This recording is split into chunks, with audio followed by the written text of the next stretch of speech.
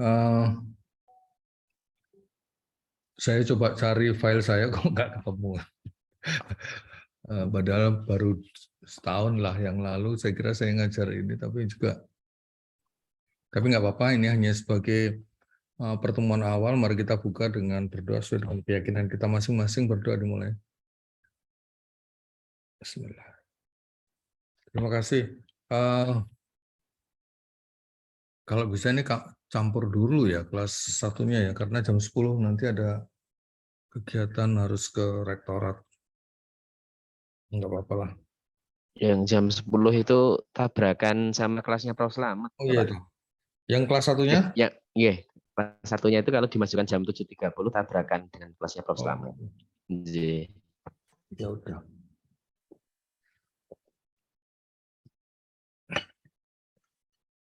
Baik, saya mulai saja. Pelajaran kuliah kita itu lebih pada kuliah mandiri nanti, kemudian juga ada masukan dari beberapa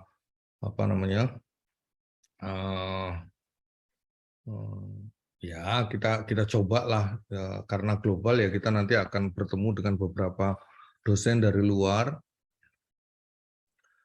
Saya coba ada 10 dosen dari 10 negara, tapi sudah ada satu yang mengundurkan diri. Bukan mengundurkan sebetulnya, karena waktunya bertabrakan dengan pelaksanaan kegiatan mereka ya, yang dari Austria. Nanti saya coba, setelah saya cari kawan-kawan di Austria, juga satunya lagi Profesor Petra Traxler juga ada kesibukan yang sama gitu.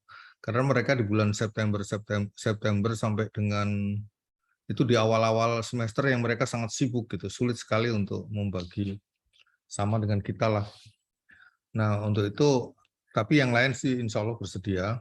Jadi yang namanya Academic Discussion Series ya, yang setahun yang lalu sudah pernah kita lakukan, dan kita akan lanjutkan untuk memberi wawasan kepada mahasiswa S3 kita, khususnya S3 PTK. Dan untuk mengawali itu, saya coba untuk membangun bersama-sama pemahaman tentang SDM global. Maka saya beri sekilas SDM global begitu saja, bahan kajian mata kuliah SDM dalam perspektif global. Saya berharap juga ini hanya sebagai pemicu saja agar kita berpikir kenapa sih kita harus ada mata kuliah untuk berdiskusi bersama-sama yang terkait dengan sumber daya manusia dalam perspektif global. Kita tahu bersama beberapa referensi itu kan agak banyak referensi, contoh-contoh itu sebelum pandemi gitu.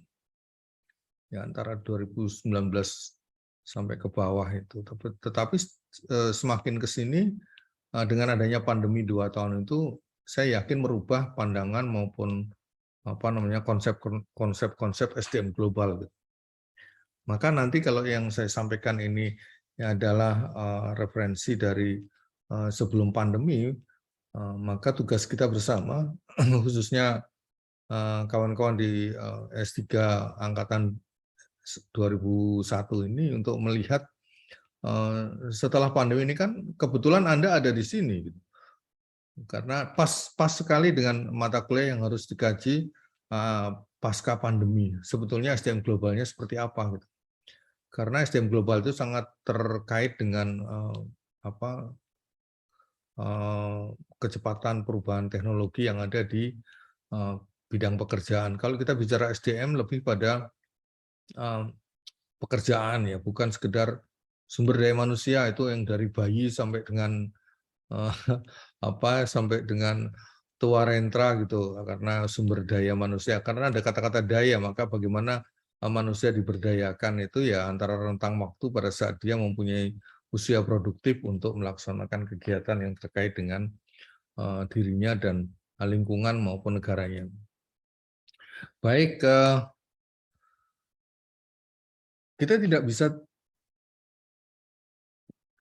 bisa lepas dari istilah manajemen sumber daya manusia kalau kita bicara tentang sumber daya manusia ya.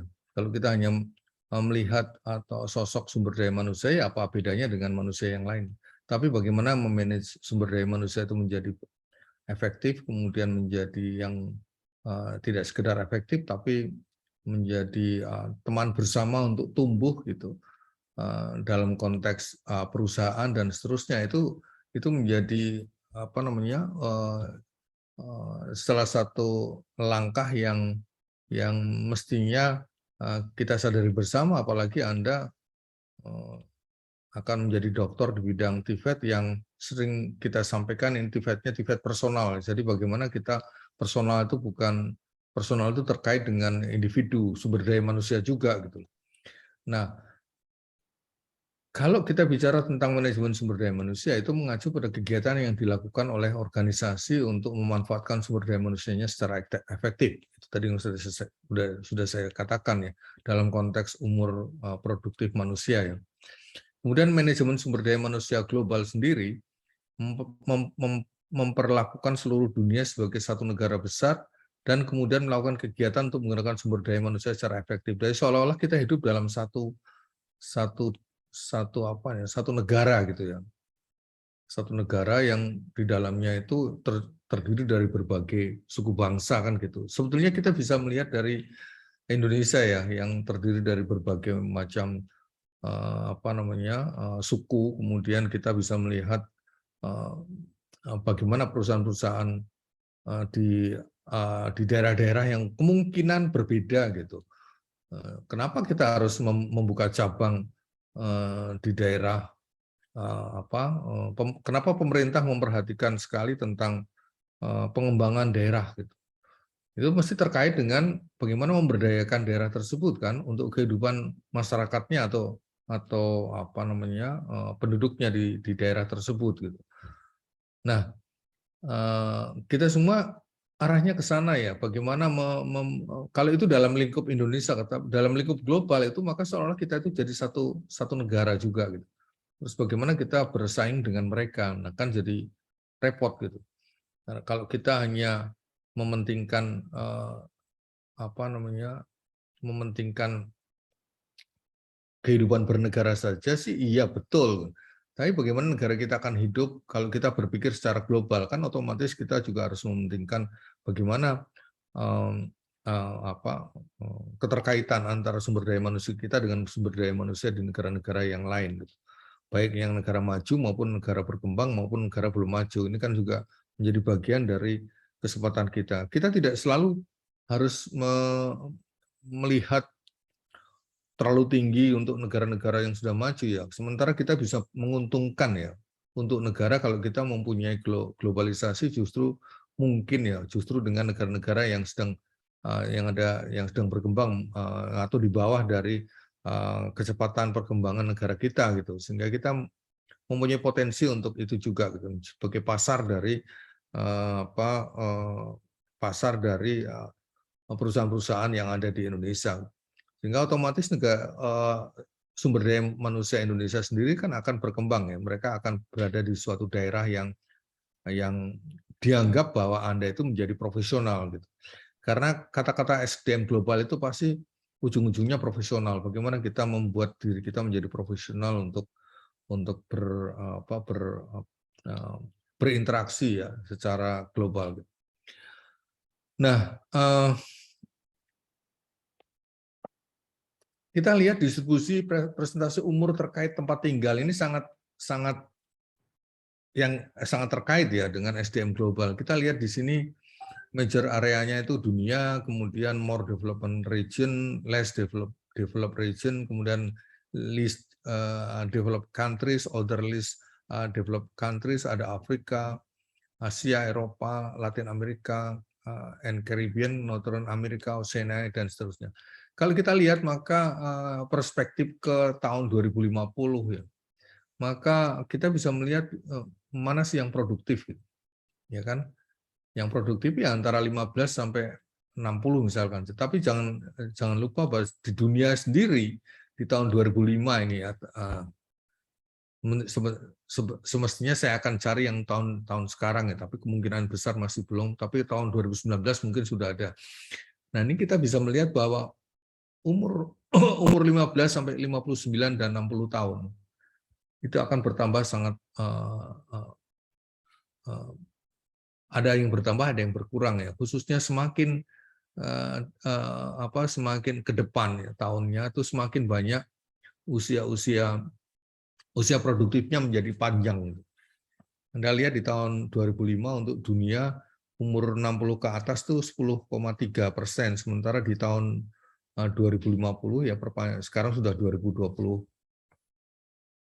hampir setengahnya ya. Antara 25 sampai 2050 itu kan 45 tahun. 45 tahun kalau sekarang sudah berapa ini tuh 5 10 hampir 20 hampir 50% ya. Hampir 50%, 50 hampir 50 rentang waktunya itu 50% dari 45 tahun gitu, 22 pas mungkin ya. 10, 20, ya belum. Kalau 22 setengahnya itu ada di 27 setengah atau tahun 2027. Nah, di tahun 2022 ini kemungkinan juga sudah berubah, yang tadinya itu persentase distribusi penduduknya itu sekitar usia 15 sampai 59% itu sekitar 61%, maka di tahun sekarang itu mungkin sudah berkurang, tetapi usia panjangnya bertambah gitu, ya kan? Usia itunya berkurang karena apa? Karena jumlah manusia barunya itu juga berkurang gitu. Maka dan jumlah manusia meninggalnya itu juga berkurang, sehingga karena mungkin lingkungannya sudah mulai terjaga, kemudian gaya hidupnya juga berbeda gitu, kesehatannya lebih diutamakan dan seterusnya. Ini tidak bisa lepas. Kenapa tabel ini saya sampaikan? Karena tabel ini terkait dengan sumber daya manusia ya. Sumber daya manusia yang mana? Silakan Anda bisa terjemahkan ya. Dan itu kan tugas Anda sebagai mahasiswa S3 untuk mengkaji ya hal-hal yang terkait dengan sumber daya manusia itu apa saja.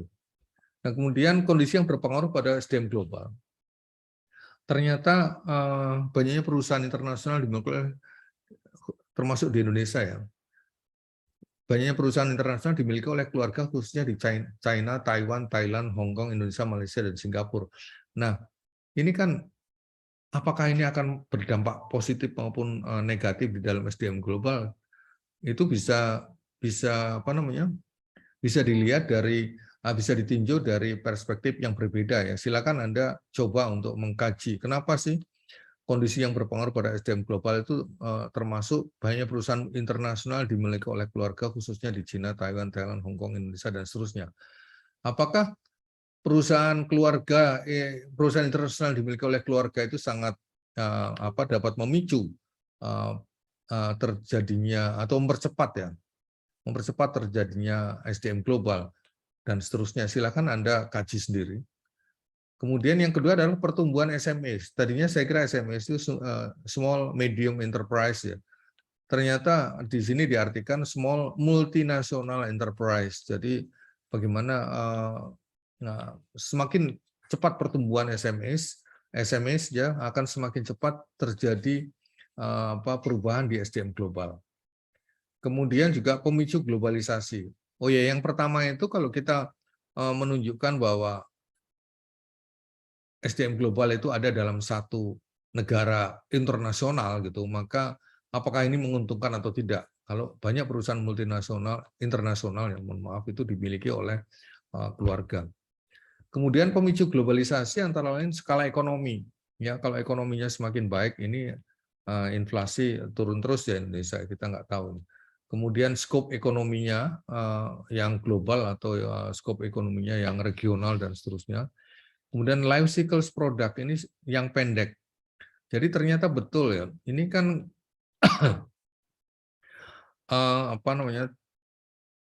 Tyler product ya, atau apa namanya istilahnya ya. Life cycle product yang pendek itu sangat memicu globalisasi gitu, karena apa yang disukai di Indonesia belum tentu dan disukai dan sangat laku di Indonesia belum tentu disukai di negara-negara lain. Kalau perbedaannya semakin besar, maka otomatis kan globalisasinya menjadi tidak berjalan dengan baik. Karena kita hanya menyediakan apa yang dipunyai, yang disukai di Indonesia saja. Bahwa di Indonesia itu hanya Anda tadi bisa lihat hanya meskipun Indonesia ada di apa namanya, di kelompok negara dengan penduduk yang sangat tinggi ya, tetapi yang jumlahnya sangat besar ya. Tetapi kalau kita bisa mengakomodasi apa namanya, negara-negara lain dalam konteks produk gitu yang tadinya sangat disukai di Indonesia, ternyata juga kita bisa membuat produk yang juga sangat disukai di negara-negara tujuan kita, maka otomatis kan akan berpengaruh sangat bagus dalam globalisasi ini. Kemudian juga investasi asing harus banyak, termasuk pengaruh yang sangat besar adalah masuknya teknologi. Sekarang sudah teknologinya digital. Bagaimana kita bisa memanfaatkan? Ini semuanya kan sangat terkait dengan Anda semua ya. Bagaimana Anda bisa melatih tenaga kerja yang bagus, yang bisa, kata menurut para pakar itu link and match itu. Tapi bagaimana kita mau link and match kalau kita hanya apa namanya, hanya melihat dalam skop yang kecil ya. Saya silakan kalau ada yang mau memotong dan berdiskusi ya. Saya lebih suka seperti itu sebetulnya. Tadinya saya mau model tapi karena tidak bertemu ya. Jadi ada model yang saya akan membuat rangkuman dari pendapat Anda semua sebetulnya. Tapi itu akan efektif kalau kita bertemu ya. Nanti suatu saat kita akan bertemu lagi. Di dalam kelas itu akan cepat sekali. Tapi kalau dalam daring, saya pernah mencoba itu baik training di dalam maupun di luar negeri itu tetap saja ada kendala waktu, kendala kecepatan untuk menyamakan diskusi dengan partner kita yang berbeda tempat dan seterusnya. Itu sangat terkait dengan yang yang terakhir ini, kondisi SDM global menambah mobilitas perjalanan, jadi otomatis mobilitas manusia semakin kan itu dalam satu negara seolah negara besar ya. Jadi tidak ada perbedaan, jadi dia bisa aja ada di suatu saat ada di sini, sudah ada di sana, kemudian jumlah pekerja dari Indonesia jangan hanya sekedar, termasuk Indonesia sebetulnya mulai ya. Coba saya tanya dan coba Anda renungkan, apakah pengiriman TKW, TKI itu juga bagian dari globalisasi ya.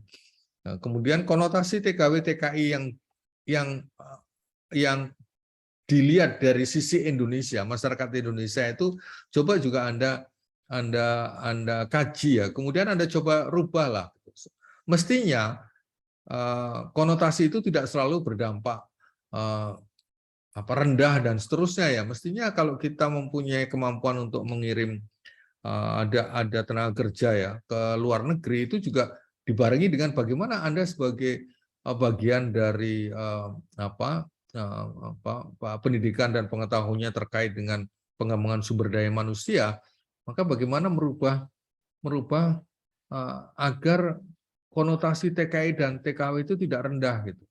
Ini kan hal yang sangat memungkinkan bagi kita. Apa yang memang harus ada perusahaan SDM dari luar dulu yang masuk ke Indonesia kan, atau cukup kita, atau jumlah orang-orang yang peduli ya, seperti lulusan Anda sebagai dokter di Tibet itu masih kurang di Indonesia dibanding dengan jumlah penduduk usia produktif dan seterusnya. Itu perlu kajian juga ya. Silakan saja kalau Anda yang mau mengkaji itu.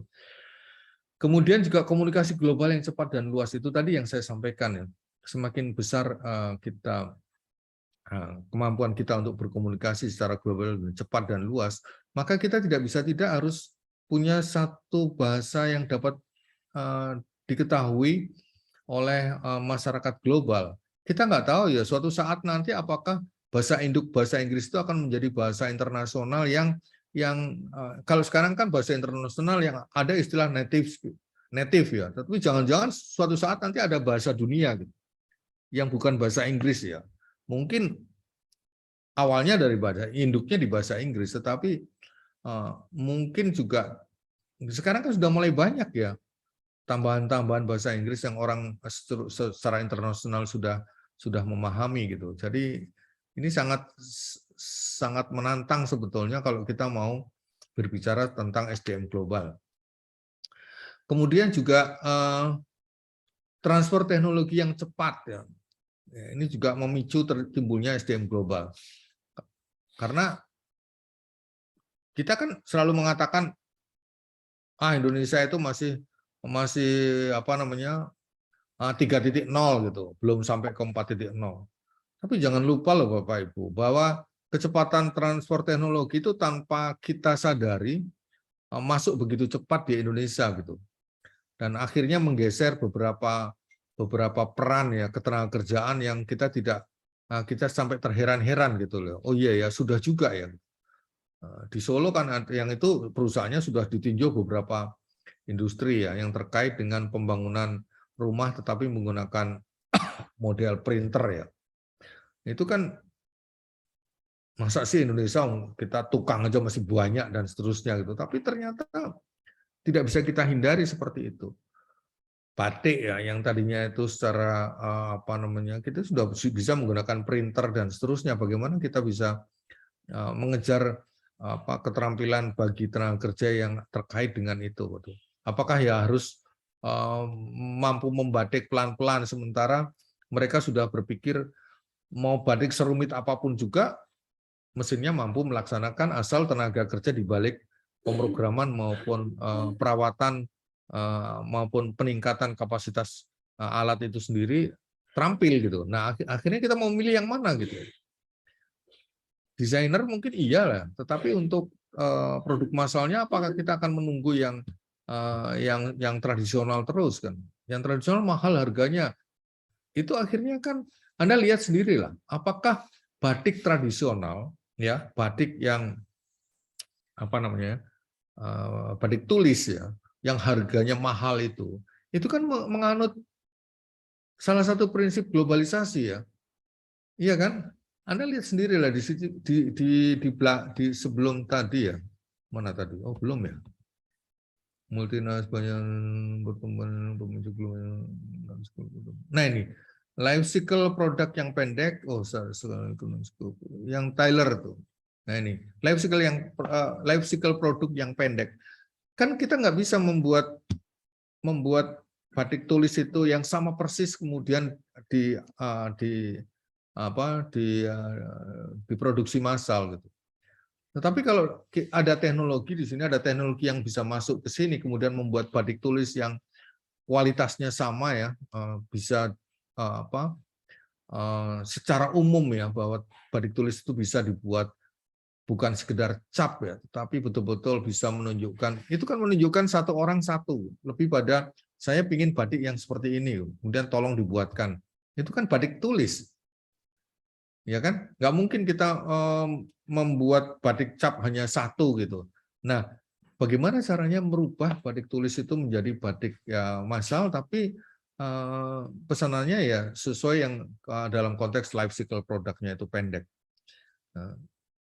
Artinya model-model mobil begitu cepatnya untuk berubah ya, karena masyarakat dunia juga sudah melihat ya, mungkin faktor saya nggak tahu ya, butuh penelitian juga tentang faktor kebosanan terhadap produk, mungkin ada juga. Kemudian juga menumbuhkan perdagangan persaingan asing, ya tentu saja ya. Kemudian meningkatkan pendidikan, ini yang penting dengan datangnya berbagai tenaga kerja global yang profesional pasti gitu. Maka pendidikan kita juga harus mulai untuk mengarah ke sana bahwa kita tuh menjadi orang global kalau kita bisa diterima bekerja di beberapa negara gitu. Kemudian kok imigrasi ya, imigran gitu. Terjadi perpindahan masyarakat secara besar dalam jumlah besar ya. Itu menjadi imigran dan imigran itu menjadi bagian dan sudah terbukti kan sekarang meskipun imigran itu dipicu oleh saat ini masih dipicu oleh konflik di suatu daerah gitu. Tapi suatu saat nanti imigran itu akan terjadi dengan begitu saja karena ada lokasi industri yang memang sesuai dengan profesionalnya mereka.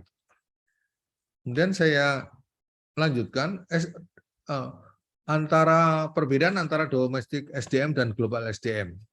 Bukan sekedar perbedaannya versus ya. Jadi perbedaannya baik SDM domestik dan global berbeda satu sama lain karena SDM domestik tidak harus berurusan dengan perbedaan budaya karena mayoritas karyawan berasal dari komunitas sosial yang sesama. Tetapi SDM global berlawan dengan ini. Kita bisa melihatlah bahwa kalau saat ini yang SDM perusahaan-perusahaan lokal ya, itu kan mayoritas pekerjanya ya orang-orang lokal juga.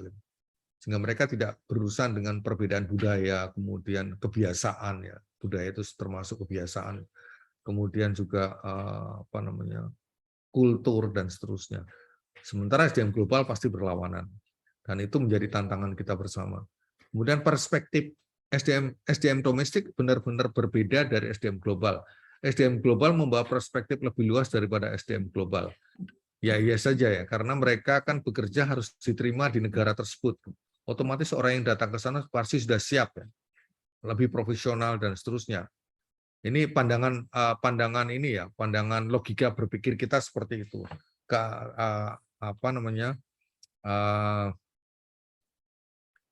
Kenyataannya seperti apa juga kita bisa melihat juga. Tidak semuanya SDM global yang datang di Indonesia itu lebih baik daripada SDM lokal ya. Tetapi pasti ada sesuatu kelebihannya, baik ditinjau dari keterampilannya maupun kultur yang memang dan kemampuan dia beradaptasi dan seterusnya. Kemudian hukum terkait ya, di SDM domestik aturannya mudah diikuti karena karyawannya berasal dari negara yang sama. Tapi SDM global benar-benar berbeda. Karena kita bisa melihat kan dari berbagai nggak usah inilah. Pada saat kita di-hire menjadi salah satu konsultan maupun pekerja untuk menyelesaikan suatu bagian yang ada di Indonesia ya, dalam konteks pekerjaan yang dunia gitu. Maka ada perwakilan dari beberapa negara. Pada saat kita akan dibayar itu mereka sudah berbeda ya. Mereka bayarnya itu kalau kita kan bulanan gitu. Bulanan ya benar-benar bulanan gitu. 1 bulan sekian. Kalau mereka lebih dihitung dari istilahnya itu realistisnya seseorang itu bekerja untuk pekerjaan yang saya berikan itu berapa sih? Hitungannya itu dalam jam. Jadi bukan hari gitu. Jadi dia akan tahu ukuran kita misalkan saja Anda di-hire sebagai konsultan selama 3 bulan gitu. 3 bulan itu di-hire-nya, tapi dalam 3 bulan itu Anda disuruh breakdown menjadi beberapa kegiatan yang hitungannya itu jam. Sehingga dalam 3 bulan mungkin kita hanya dibayar 20 jam gitu. Nah, di dalam 3 bulan itu kan pekerjaan kita sebagai konsultan tidak tiap hari nongkrong ya, kemudian dari jam 7 sampai dengan jam, dan mereka dan itu kan mohon maaf bukan budaya kita ya. Kalau kita menjadi konsultan ya kita dibayar tiap bulan gitu, atau tiap hari gitu. Kalau mereka tidak seperti itu, dan itu menjadi kalau kita baru pertama kali kita menjadi shock, kaget, kemudian kok gini ya gitu. Padahal kan saya harus 3 bulan. Padahal realnya 3 bulan kan kita tidak duduk terus di situ. Hanya kadang-kadang saja ditelepon, kemudian ini ada masalah, ini bagaimana Pak caranya untuk merubah, ini bagaimana, apakah sudah sesuai, mana yang tujuan yang harus kita tuju agar istilahnya itu instrumen ini berlaku dan seterusnya. Itu kan hanya kadang-kadang dalam 1 minggu paling-paling kita dihubungi sekali gitu dan seterusnya. Dan mereka menghitung itu berdasarkan pengalaman mereka. Mereka itu yang meng-hire kita gitu. Jadi perspektif hukum itu sudah berubah. Kemudian ini juga sikap senior dalam SDM domestik, senior umumnya cenderung sama dengan semua karyawan, tetapi dalam global sikap ya, dalam konteks sikap ya. Tapi dalam SDM global, sikap senior ini dengan orang manajemen lain berbeda karena melibatkan atau berurusan secara global.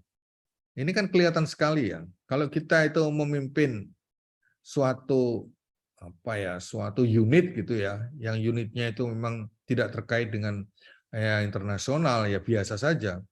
maka kita biasanya bersikap sama dengan karyawan ya. Kita kerjakan itu ya situ yang sudah selesai gitu.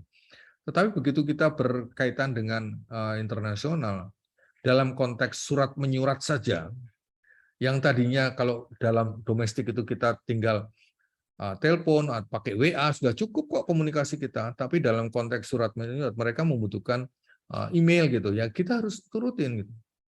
Kadang-kadang kan kita juga bersungut-sungut, gini harus email, padahal hanya tanya sedikit. Gitu. Saya sendiri mengalami suatu ya bukan kaget ya, tapi ya memang harus kita ikuti. Di suatu negara saya kontak dengan orang sama-sama kolega gitu, biasa saja pakai WA juga bisa gitu, padahal itu negara besar juga. Tapi di negara satunya lagi yang tidak begitu besar tapi juga sudah maju itu mereka tidak akan mau. Dan terus terang dia mengatakan saya tidak terbiasa menggunakan WhatsApp maupun message online seperti itu gitu untuk melakukan sebaiknya kamu kirim email saja gitu. Dan seterusnya. Ada lagi yang tidak menggunakan email, tapi menggunakan Line. Gitu. Saya tidak terbiasa menggunakan WhatsApp, email juga jarang. Kamu gunakan Line saja ya. Gitu. Nah itu kan harus kita ikuti Bapak Ibu. Bagaimana kita beradaptasi secara cepat ya. Mungkin salah satu sifat yang harus kita ikuti kalau kita ingin menjadi SDM global ya, kita harus mampu beradaptasi secara cepat. Kemudian memposisikan diri kita tidak lebih rendah dari mereka. Begitu kita memposisikan diri kita lebih rendah dari mereka, mereka juga akan merasa tidak nyaman untuk bekerja sama dengan kita. Maka pada saat kita itu memposisikan tidak lebih rendah, meskipun kita tahu kualifikasi mereka itu lebih tinggi, pada saat kita diajak untuk diskusi, karena kita memposisikan kita lebih rendah, kita tidak akan berbunyi gitu. Padahal mereka itu menunggu gitu. Dari negaramu itu seperti apa pada saat kita berdiskusi tentang konteks ini gitu loh. Nah, sampaikan saja Bapak Ibu. Di tempat kami bla bla bla dan seterusnya. Kami biasanya berurusan dengan ini. Mereka lebih senang daripada Bapak Ibu sok-sokan, mohon maaf ya, baca buku referensi yang kuat tentang materi yang akan kita diskusikan. Nanti akan didukung oleh ini, didukung oleh ini. Ini dalam konteks global loh ya.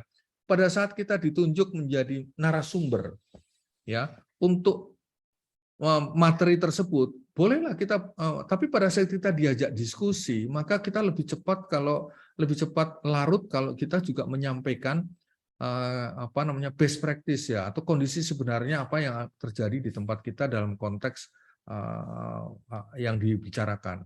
Ini sering sekali saya terus terang saja sering berdiskusi dengan mereka. Apa sih yang kamu mau dari saya?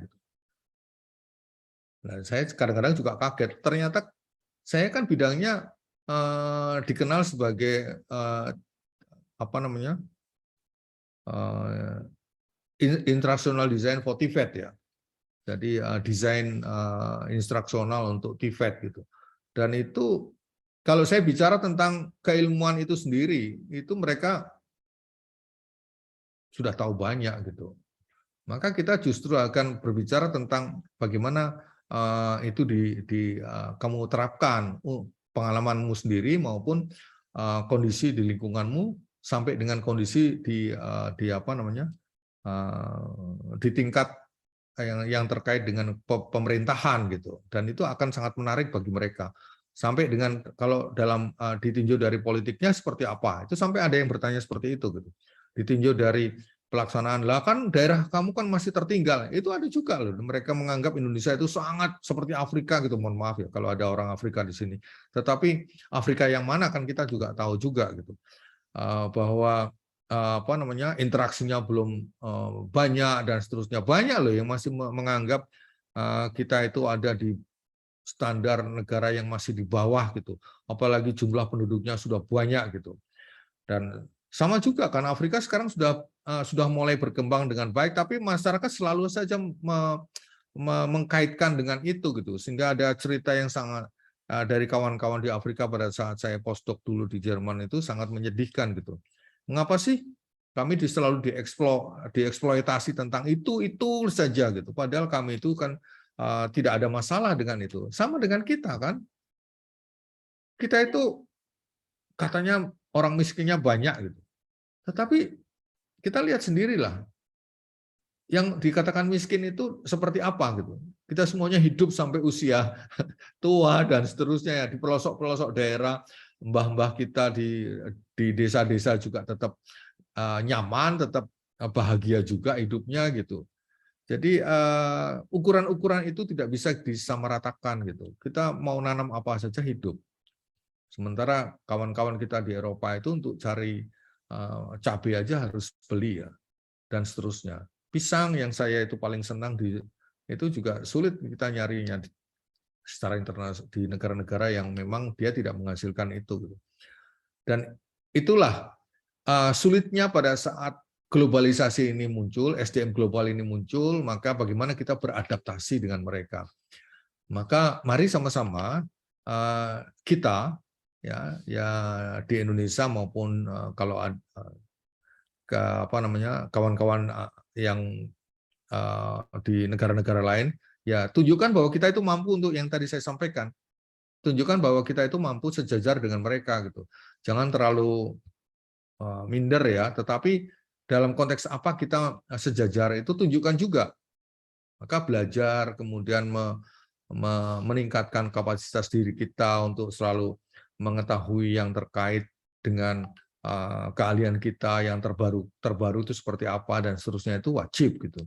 Bagaimana kita memandang satu masalah kecil ya. Ini kan latihan kita bersama, Anda semuanya sedang dalam proses itu gitu.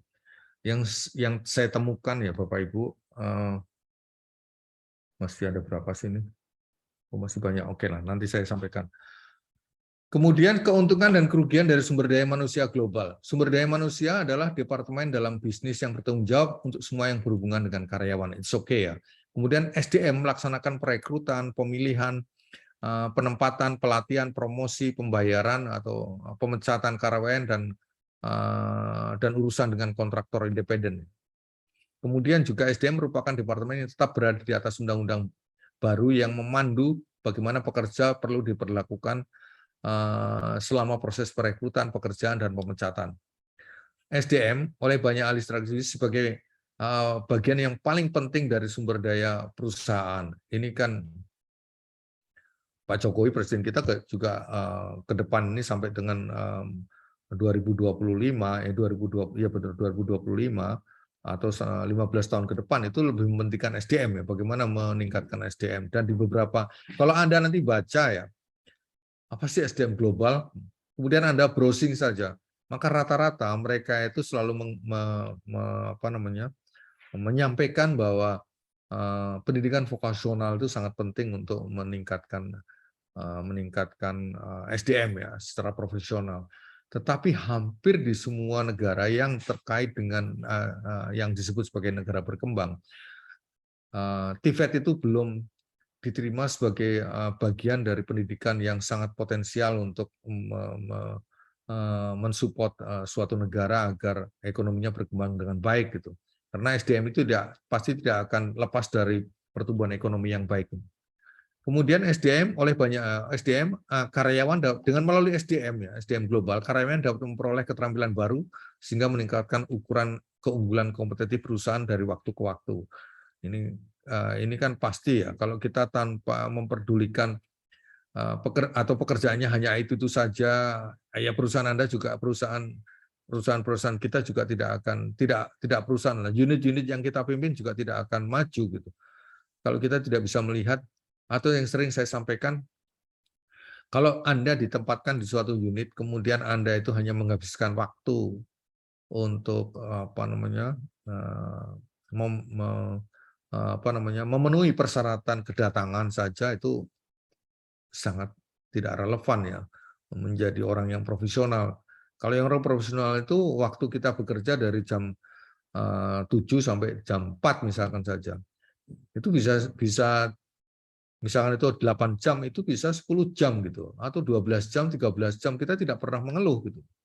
Artinya dalam waktu-waktu tertentu kita itu harus over untuk mengejar target lah dan seterusnya gitu.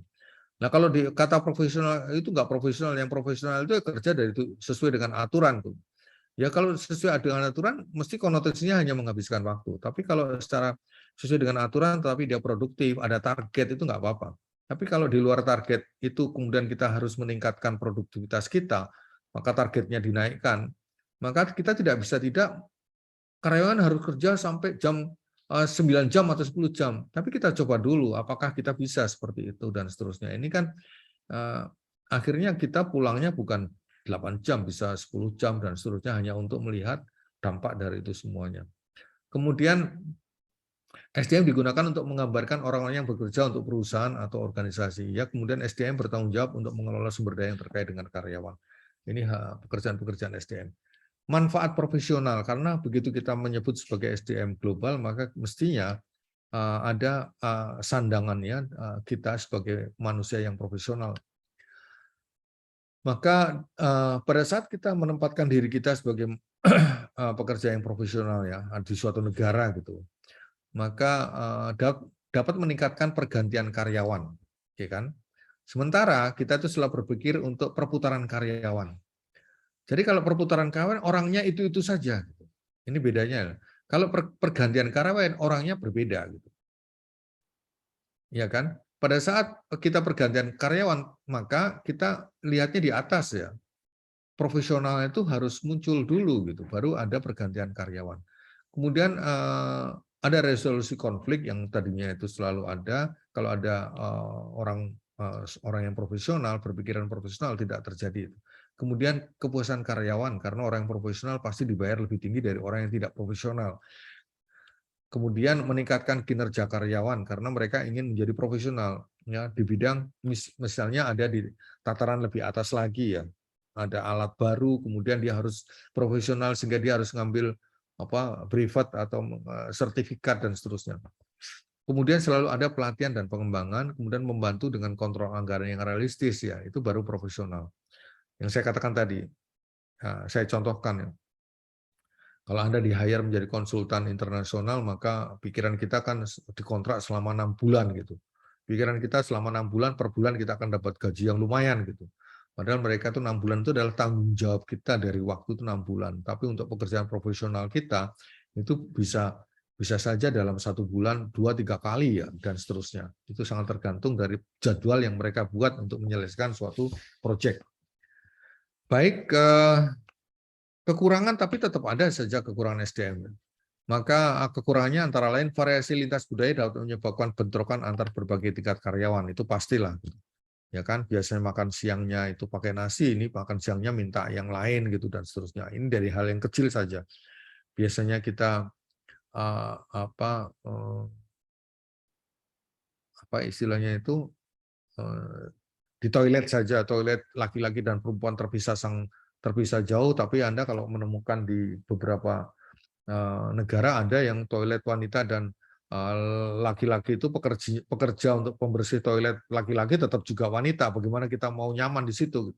Ini kan budaya ya, pasti bentrokan juga gitu. Tapi sementara kalau di tempat kita, kalau yang membersihkan toilet wanita ya sebaiknya wanita dan seterusnya. Perlu membayar lebih untuk ekspatriat dari negara asal, ya iyalah. Gitu. Biasanya, maka jadilah kita SDM global yang tidak hanya di negara kita, tapi kita bisa dipakai oleh negara lain. Untuk jadi ke sana kita harus profesional. Untuk profesional kita harus mempunyai sertifikat. Untuk agar kita itu dianggap profesional juga, maka kita harus punya branding diri kita ya. Bagaimana orang lain bisa melihat kita gitu. Pegawai nasional atau domestik akan kecewa karena kehilangan peran sebagai manajerial utama ya di bidang-bidang tertentu, maka mereka sangat kecewa karena kedatangan SDM global akan membawa dampak pada perubahan organisasi juga bisa juga. Gitu. Saya kira itu yang bisa saya sampaikan. Yang perlu saya tambahkan di sini adalah coba kita nggak bisa diskusi sih. Coba, tapi kalau mau ada yang tanya silahkan. Coba pikirkan, coba telaah juga. Karena saya di atas ini kan saya sebut sebagai bahan kajian mata kuliah. Dari slide yang saya sampaikan itu masih umum sekali. Itu. Coba didetailkan lah. Dalam konteks Anda sendiri, misalnya bidang keahlian saya itu otomotif, ya personal pengembangan ketenagakerjaan di bidang otomotif. Dalam konteks kebijakan seperti apa? Ini kan sudah ada. Dalam konteks pertumbuhan SMS seperti apa? Dalam konteks life cycles produknya itu seperti apa? Ini cobalah Anda buat kajian-kajian kecil. Suatu saat akan saya tagih gitu, kemudian Anda bisa paparan tentang itu gitu, yang terkait dengan isu SDM global. Nah, untuk tambahan ya pengetahuan, kita semua sudah coba. Saya cari dulu ya, mudah-mudahan ada.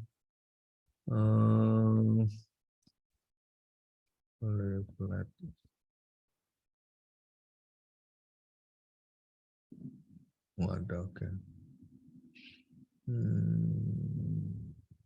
Bentar.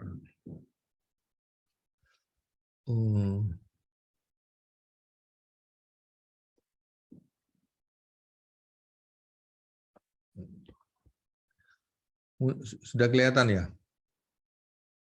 Sampun. Sudah. Yang academic discussion series ini Anda yang akan ini kan 2002 ya, series 2 ini 2002. Tanggalnya itu belum saya buat, maka saya akan kontak yang September ini dua orang dulu mungkin ya. Judi mungkin nanti Oktober.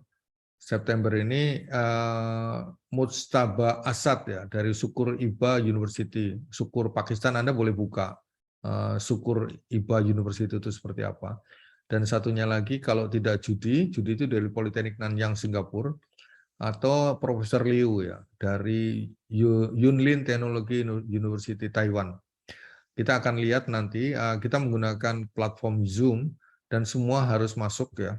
Artinya kelas A dan kelas B ya. Jadi satu karena ini nggak mungkin mereka mengulang. Nah, nanti tolong ada perwakilan panitianya. Nanti Mbak Farah itu yang akan ngawal.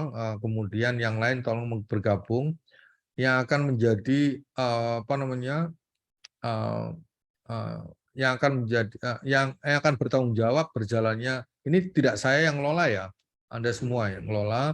Bagaimana menghubungi mereka, ya, meskipun mereka sudah saya kontak semuanya, menghubungi dalam konteks mengingatkan mereka bahwa jadwal Anda akan ini sesuai dengan apa yang Anda sampaikan, kemudian nanti mahasiswanya sekian, kemudian dan lain-lain, informasi-informasi agar mereka nyaman untuk berinteraksi dengan Anda. Saya tidak ada di dalam kuliah-kuliah tersebut, saya yang akan membuka atau kadang-kadang saja membuka, kadang-kadang menjadi satu dengan Anda, tetapi saya ingin ini dikelola oleh Anda sendiri untuk Anda.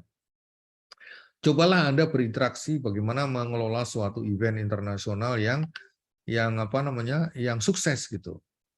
Karena Anda di angkatan yang lalu itu sudah membuat meskipun sampai sekarang belum jadi ya, tapi sedang membuat semacam rangkuman dari academic discussion series.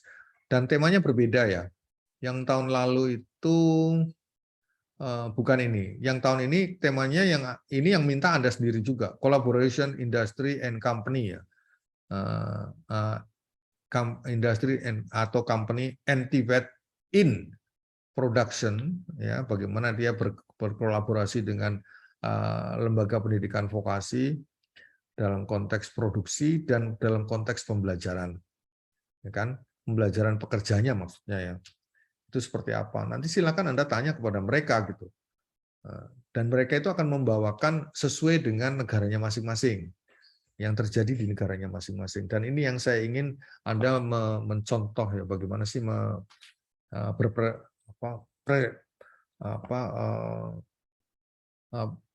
presentasi dengan yang saya sampaikan tadi. Karena mereka itu lebih suka untuk melihat kondisi di negaramu seperti apa sih, best practice-nya seperti apa, praktek baiknya seperti apa gitu.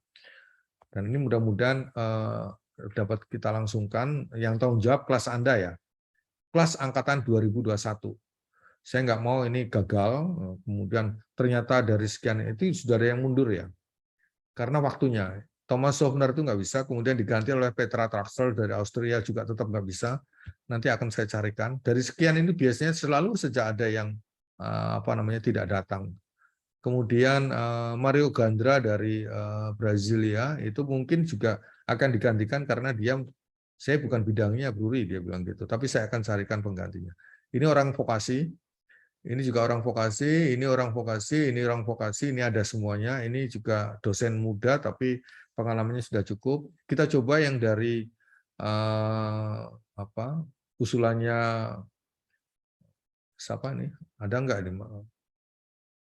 Si Cise ya, Cise ya. Ini Cise bilang ini konsultan di bidang vokasional ya.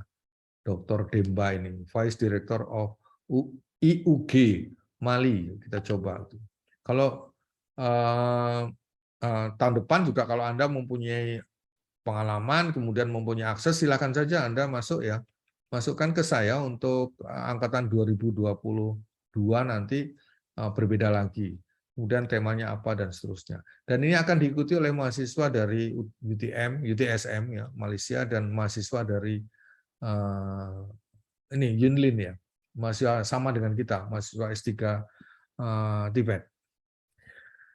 Saya kira itu dari saya. Kalau ada yang mau ditanyakan, masih ada waktu sedikit karena saya harus segera berangkat. Ini masih di rumah karena jam 10 ada rapat tentang anggaran di rektorat. Ada? Oke, Prof, sedikit Prof, mohon izin. Ya. Ya, berarti mohon izin ini kami nanti akan membuat semacam sub-sub tema gitu Prof, sesuai dengan tema besar payung yang akan dijadikan tema tahun untuk ADS. Baru nanti kita bagi, kan tadi sarannya adalah biar menarik, dan bukan menarik, memang biasanya kalau di forum internasional kan lebih banyak ke presentasi gitu Prof. Jadi lebih banyak ke aktif, sehingga kita nanti menyiapkan sesuai dengan subtema-tema itu pembagian ngoten nggih Prof.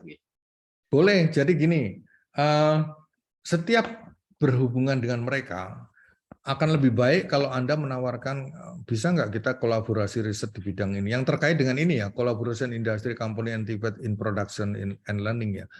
Jadi silakan saja. Tapi ini beda dengan ini ya, Prof. Stephen Kirsten kan jadi VP nanti. Kalau VP itu beda. Kalau VP itu biasanya kita diajak untuk dari 20 mahasiswa itu berapa mahasiswa yang akan riset bersama saya, gitu biasanya gitu. Nah, nanti tolong itu berbeda ya. Yang ini Stephen Kirsten kan jadi VP Anda untuk tahun ini. Dia akan mulai ngajar tambahan 4 kali pertemuan lagi di September sampai dengan November nanti. Ini akan saya bicarakan kalau nanti saya sempat ketemu dia ya, nggak tahu nih, visanya juga nggak mudah untuk ke sana sekarang. Nanti akan saya bicarakan kira-kira apa, kemudian risetnya apa, nanti biar dia lebih enjoy untuk mengajar Anda. Gitu. Nah, modelnya begini Bapak Ibu, dalam setiap paparan mereka nanti, itu Anda akan ada yang seperti biasa itu, ada reporternya, ada moderatornya. Moderatornya itu harusnya bergantian, tapi sebagai penanya itu harus berurutan, semua harus tanya. Kalau yang tidak tanya, saya mohon maaf nilainya tidak full ya. Jadi digilir saja Pak Ketua Kelas. Untuk pertemuan besok yang akan tanya ini gitu. Ada 5 atau 6 gitu terserah, biar ramai diskusinya. Semua harus tanya, ya artinya digilir. Pertanyaannya apa dan seterusnya itu yang mencatat reporter nanti. Jadi setiap pertemuan selalu ada moderator, ada reporter, dan ada nggak usah ada expert yang expert nggak usah, tetapi diganti dengan penanya ya yang harus berbeda-beda orangnya ya setiap orang ya, dan dalam bahasa Inggris tentunya. Ini semuanya untuk mengajak Anda untuk merasakan gitu bagaimana mendapatkan kuliah dengan dosen asing gitu. Jadi mudah-mudahan Anda juga bisa memanfaatkan ini, jangan menjadi beban ya. Kalau menurut saya itu ini justru harus dimanfaatkan gitu. Setelah daftar penanya itu selesai baru boleh dilempar ke yang lain. Ya, Pak Ketua Kelas tolong dibuatkan daftar siapa yang bertanya untuk Mustafa Asad dan Profesor Liu WT yang saya rencanakan September ini bisa dilakukan. Dan seterusnya, oke? Dan itu nanti dibukukan, direkam kemudian dibukukan. Lampirannya adalah paparan mereka. Gitu. Dan panitia atau siapapun ya yang jadi penanggung jawab dari kegiatan ini harus bertanya kepada mereka untuk minta izin. Pertama, apakah boleh ditayangkan di YouTube, ya kan? Kedua, apakah boleh paparannya kita publish ya dalam bentuk rangkuman ADS selama tahun 2022 gitu loh. Itu harus ditanya mereka, karena tahun lalu mereka itu ada yang kaget kenapa saya dimasukkan dalam YouTube. Dia nggak mau, kita harus suruh hapus gitu. Kemudian ada juga peserta yang tidak berkenan kalau audiensnya itu terlalu banyak. Itu yang dari Thailand ya, Siripon itu tidak mau, dia maksimal hanya 20 gitu. Nah, ini semua pengalaman kita yang lalu coba diantisipasi jangan sampai terulang gitu. Maka di awal itu kita sudah sampaikan yang kawan-kawan penanggung jawab tadi. Email kepada mereka bahwa jumlahnya adalah sekian yang akan ikut dalam daring. Kemudian kondisinya nanti kami ada yang dalam satu kelas gitu loh. Yang luring tapi kita akan mendengarkan secara daring dari Anda gitu. Dan ini akan direkam oleh YouTube secara streaming dan seterusnya ya. Silakan saja Anda komunikasikan itu. Oke? Baik, kalau nggak ada lagi saya tutup dulu. Kita ketemu lagi minggu depan untuk merencanakan yang lebih detail ya, sambil tambahan materi. Terima kasih. Assalamualaikum warahmatullahi wabarakatuh. Mohon maaf. Waalaikumsalam. Waalaikumsalam warahmatullahi wabarakatuh. Terima kasih, Prof. Ya, sama-sama.